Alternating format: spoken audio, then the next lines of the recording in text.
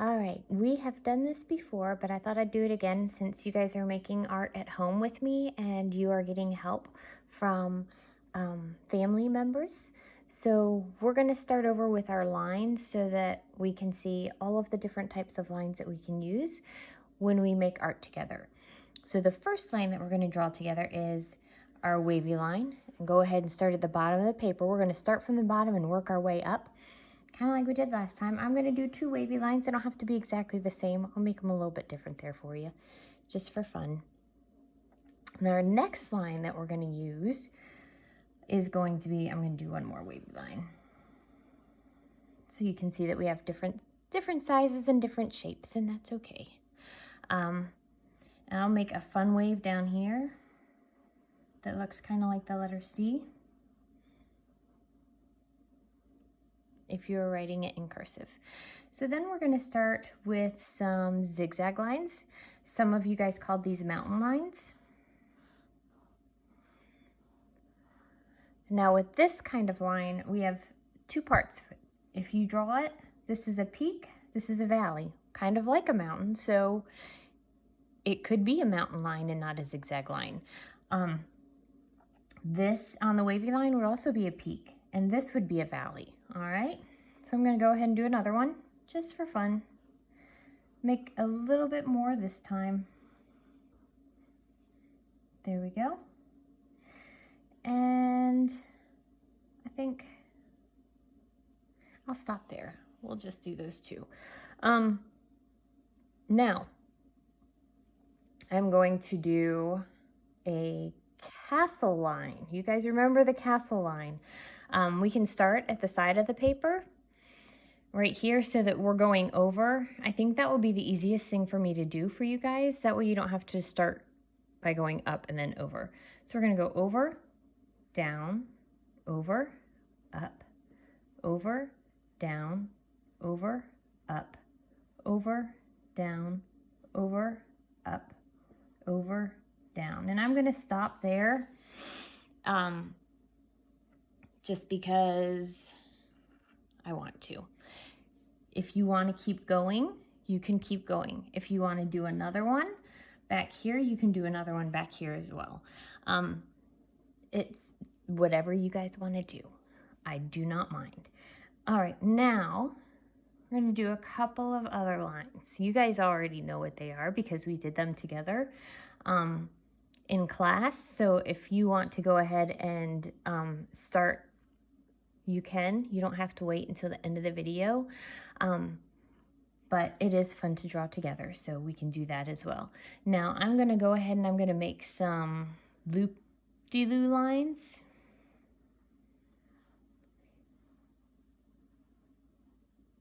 Which kind of look like some of the lines that I have some of my older kids drawing for sketchbook practice.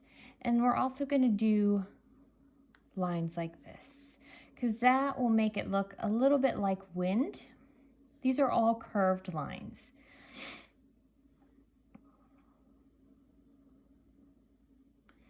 A loop-de-loop line, and that one is shorter than that one. I'm going to do another one over here. Do a couple of curved lines.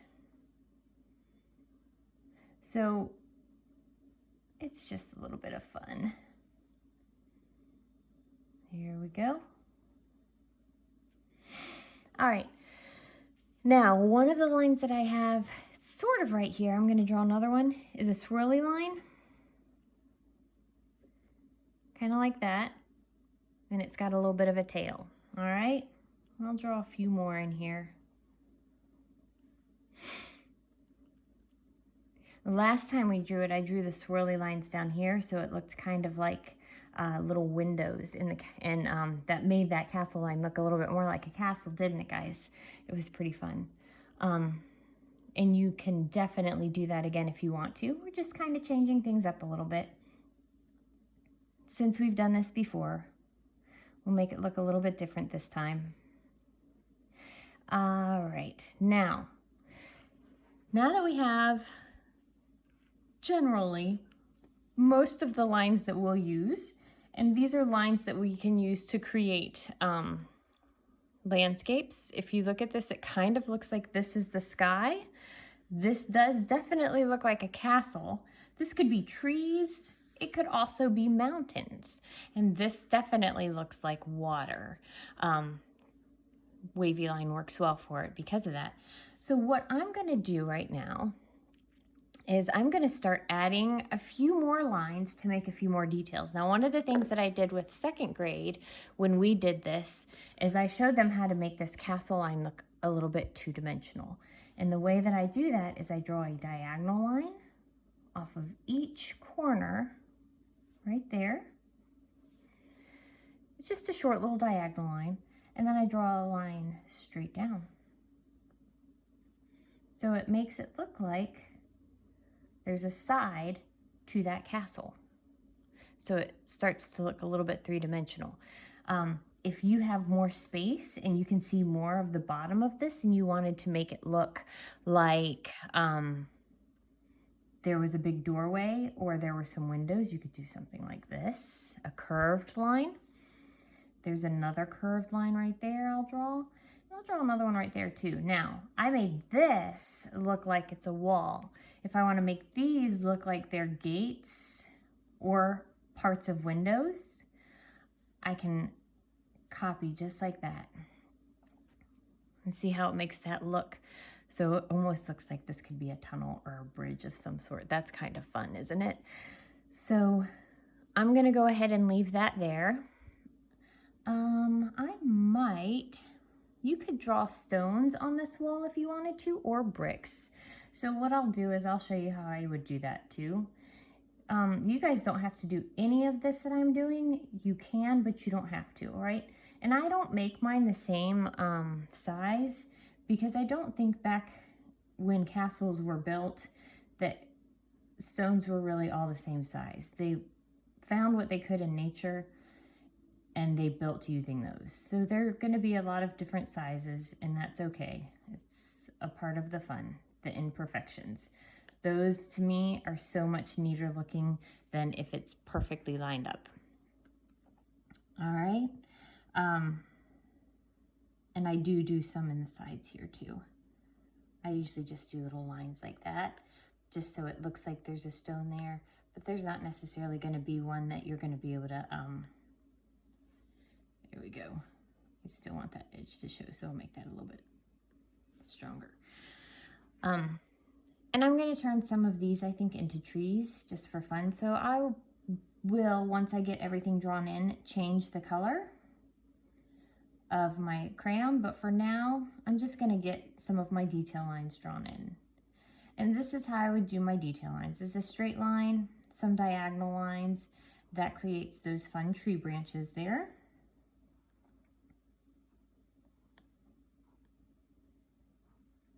Just like that. These are nice tall trees. These could be pine trees if you wanted them to be. It's a nice little forest that separates the castle from the water.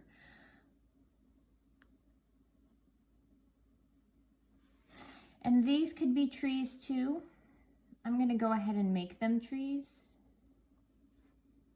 And I'm going to do one more wavy line right here.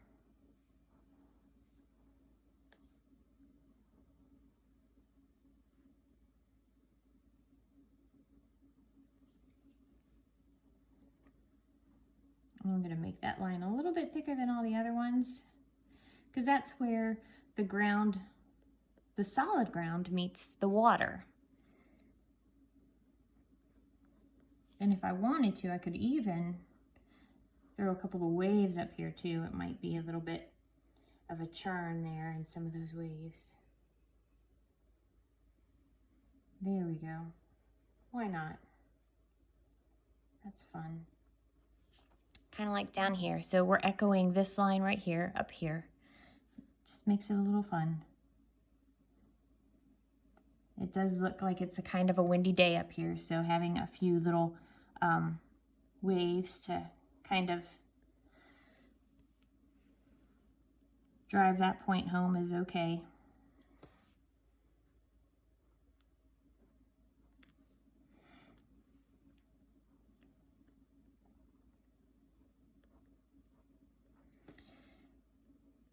definitely nice to have that tree line there to kind of separate the water from the castle, huh? Kind of works to protect it a little bit. All right, so I also think it might be fun to do one more zigzag line back here. So it looks like there are mountains back here. And these zigzag lines, I'm gonna make the tops of them a little bit more rounded and not as sharp as the tops of these. See how it's a little bit rounder? So it looks a little bit more like a mountain there. Pretty cool, huh? And this is a wider zigzag line than this down here. See, we zigzag, zigzag. This is zigzag, zigzag. And I'm gonna do one more zig and zag. And they're also different heights, and that's okay. When we're drawing, it's okay to make things different heights, different widths, slightly different sizes and shapes, because that's gonna make our picture a lot more interesting and a lot more fun. I'm gonna go ahead and speed this up while I'm drawing and adding details and adding colors so that you can watch what I'm doing. And if you would like to copy some of the things I'm doing, you can. But I would like for you to try to include some of your own fun little ideas in here too. So maybe put something here in the water in these waves. You could put a little boat down here, or maybe have a little fish jumping up out of the water. But I really, really want to see what you guys come up with and what you add to your picture. So I'm going to go ahead and stop and speed this up while I draw, so you can just watch the drawing happen a little bit faster than how it's actually happening. And then I look forward to seeing your finished pieces.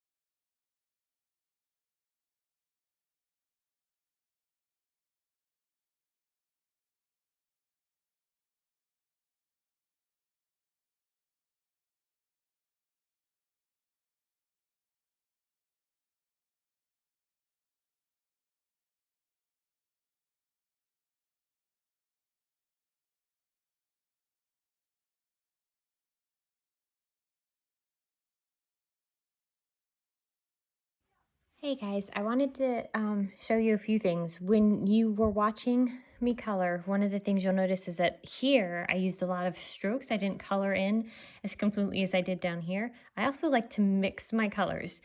Up here, I just did lines side by side, and I mixed a bunch of blues and purples. I have a little bit of white in here, but not a lot. I also put some yellows and oranges and pinks in here, so it kind of looks like a sunset sky or even an early morning sunrise sky. It could be either one.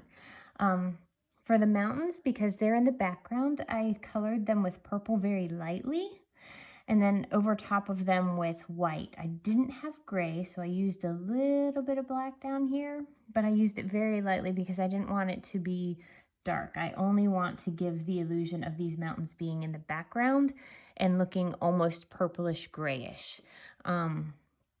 With the stones, again, I prefer not to use black crayons when I color, because that way when I color over top, when I'm mixing my colors, the black tends to ruin the colors a little bit more.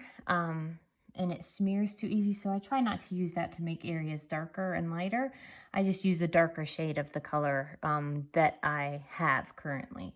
So I did the stones with brown on the bottom because that's where our shadows are going to be. They're coming from the bottom, and on the top of the stones I did white, and then I colored over them with a light yellow green. And then I colored over all of that again with a white, just to kind of blend everything in. So white, if I use my white crayon and I color first with white and then I color on top of it with another color, it's going to create a lighter version of that color. If I use white on top of the colors, it's going to act as a blending tool, and it's going to help blend those colors together, which is what I did down here on the water at the very end. So you can see it kind of smoothed. I didn't want all of the white to go away because I wanted these waves to have some lighter areas because they are closest to us. So they're going to be lighter than these waves back here, which are a little bit farther away. So I used that white to kind of blend that blue in a little bit more and smooth some of that out. Here on the trees, I made these trees right here, the second row of trees, a little bit darker than the first row by adding blue in them. I did gray, I did green, then a little bit of blue, then green again. Then I added a little bit of purple right here, right close to this first row of trees, just to kind of separate them a little bit so that you can see these guys a little bit better. And in these trees, I did green, light green, and then dark green on top of it. It's actually a yellow green, this yellow green. Here in the waves, I did indigo, which is blue violet, and blue. And then I did blue and green, just the regular green. Then I did this blue and this blue green. And then I did blue green and yellow green, light green. And then here I just did the blue green with white because the closer that you are to the water, the lighter it's going to be. The farther away it is, the darker it's going to be. And here again in the water, I wanted to create a little bit of movement. I wanted to have a little bit of texture. So again, I did something similar, not as much. The strokes aren't as obvious as the ones up here, but I mixed them together. I wanted you to be able to see the difference in the colors and for it to look like water was actually moving and waving. So I did more obvious crayon strokes, pencil, brush strokes, pencil strokes, crayon strokes down here. Let me know if you have any questions. Have fun.